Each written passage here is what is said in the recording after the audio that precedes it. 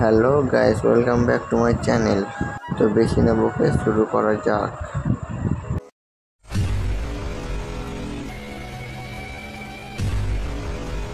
এর আগের ভিডিওতে তোমরা দেখেছিলে আমরা শিবগাদিতে এসে পৌঁছেছিলাম, আর এই ভিডিওতে তোমরা দেখবে আমরা কীভাবে সব কিছু করছি। শিবগাদিতে এসে কী কী করেছি সব কিছু তোমরা এই ভিডিওতে দেখতে পাবে।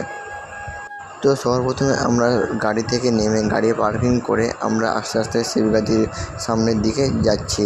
সামনে যেতে আমরা অনেক মেলা দেখতে পাচ্ছি, অনেক দোকান বসেছে। আর তখন বাজে ভোর 5টা, তাই অত ভিড় ছিল না, সেই জন্য অতটা আমাদের অসুবিধা হয়নি। আস্তে আস্তে আমরা যত ভিতরে যেতে শুরু করি তত আরও দেখতে পাই যে মেলা বেশি বেড়েছে, অনেকটা ভিড়। আস্তে আস্তে বুঝতে পারি যে কতটা অনেক ভক্তরা বাবার কাছে এসছে বাবার মাথায় জল ঢালার জন্য। তারপর আমরা সামনে দেখতে পাই সামনে কত সুন্দর করে ফুল দিয়ে সাজানো আছে গেট। সেই গেটটাকে ক্রস করেই আমরা ভিতরে যেতে থাকি এবং দেখতে পাই বাবার এই যে দরজা, সামনে এত সুন্দর ভিউ। সবাই সেখানে দাঁড়িয়ে ছবি তুলছিল, সেই জন্য আমরাও সেখানে দাঁড়িয়ে কিছুটা ছবি তুললাম।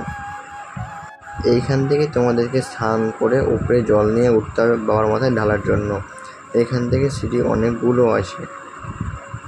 তারপর আমরা সেইখানে স্নান করে নিলাম। সেইখানে তোমরা ফল টল মার্শাল অনেক কিছু পেয়ে যাবে, সেইখানে স্নান করতে হবে তোমাদেরকে।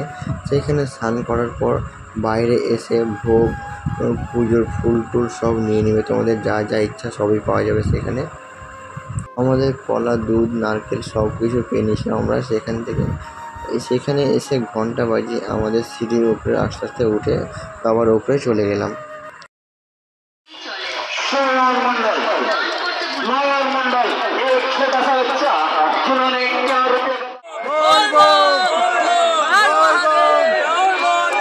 অনেকগুলো সিঁড়ি অতিক্রম করার পর আমরা বাবার দরবারে এসে পৌঁছেছি।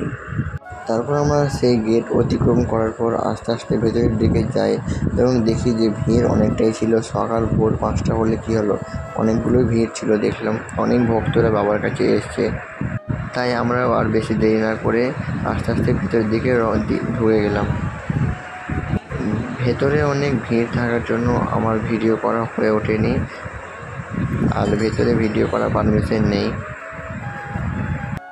তারপর আমরা বাইরে সেই সুন্দর দৃশ্যটা দেখি। এখানে হনুমান মন্দির আছে, ভক্তদের থাকার জন্য এখানে জায়গাও আছে, কোনো অসুবিধা হবে না কারো। তারপর আমরা পাহাড়ের গায়ে লেগে থাকা সিঁড়ির ওপর দিয়ে আমরা আরও পাহাড়ের ওপরে একবারে শেষ প্রান্তের দিকে এগিয়ে যাই, কারণ ওপরে তাও আরও অনেকটা মন্দির ছিল। অনেকগুলো সিঁড়ি অতিক্রম করতে করতে আমাদের পুরো অবস্থা খারাপ হয়ে গিয়েছিল, কিন্তু তাও বাবার কাছে এসছে বলে কথা, থাকলে চলবে। আমরা এতটা উঁচুতে ছিলাম যে সেখান থেকে পাহাড়ের নিচ থেকে দেখলে ঘরগুলো ছোটো ছোটো অনেকটাই লাগছিল।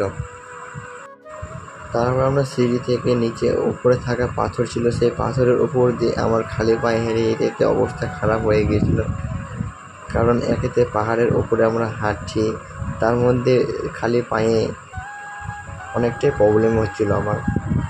তারপর আমরা সেখানে পাহাড়ের ওপরে উঠে একটি কুয়া দেখতে পাই, সেই জন্য সেই কুয়ার ওখানে চলে গিয়েছিলাম জল খাওয়ার জন্য। সেই কুয়াতে গিয়ে সবাই অনেক এনজয় করলো, তোমরা সেটা দেখো। সত্যি আমরা কুয়াটা দেখে অবাক হয়ে গেছিলাম, কারণ পাহাড়ের একবারের উপর প্রান্তে এই কুয়াটা ছিল। সেখানে জলও খুব কাছে ছিল, তোমরা দেখতে পাচ্ছ। আমরা জল দূরে এসে এগুলো জল খাচ্ছিলাম, অনেক পরিষ্কার জল ছিল। অ্যান্ড সেই পাহাড়ের গায়ে অনেক জনবসতি ছিল, সেই জন্য এই কুয়াটা ছিল। তারপর সবাই একে একে সেই জল খেতে লাগলো, আমিও তারপর ফোন একজনকে দিয়ে আমিও সেই জল খেতে লাগলাম।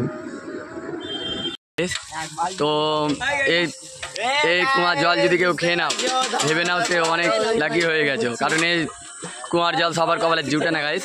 দেখতে পাচ্ছ কত উঁচা পাহাড়, তোমরা সবাই দেখলে। রাস্তা দিয়ে আসলাম কতগুলো সিঁড়ি পেরিয়ে, তারপর এত উঁচা সিঁড়ির ওপরে কেমন করে হয় তোমরাই বলো গাইস। তোমরা যদি জেনে থাকো কেউ কমেন্ট করবে অবশ্যই।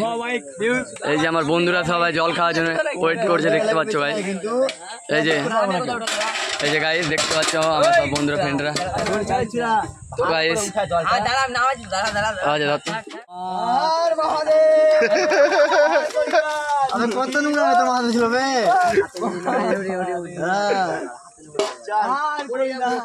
তারপর নিচে মেলায় এসে আমরা মেলা থেকে অনেক কিছু জিনিসপত্র নিয়ে নিয়েছিলাম। তোমরা দেখতে পাচ্ছ আমি কী অনেক কিছু নিয়েছি। তারপর সেখান থেকে গাড়ি ছেড়ে দিল আমাদের মতি ঝর্ণা যাওয়ার জন্য। সেখানে বেশি দেরি করলাম না। তোমরা তারপর যাওয়ার পথে দেখতেই পাচ্ছ মেঘগুলো, তার পাশে বাড়ি, পাহাড়ের মধ্যেখান দিয়ে আমাদের গাড়ি যাচ্ছে, কত সুন্দর ভিউ। দেন আজকের ভিডিওটা এখানে শেষ করছি। দেখা হচ্ছে আর একটা ব্লগে, এর পরের পার্টে মতি ঝর্ণা যাওয়ারটা। তো অবশ্যই তোমরা আমার পাশে থাকো আর পরের ভিডিওটা অবশ্যই দেখবে। Thank you, tata, bye by.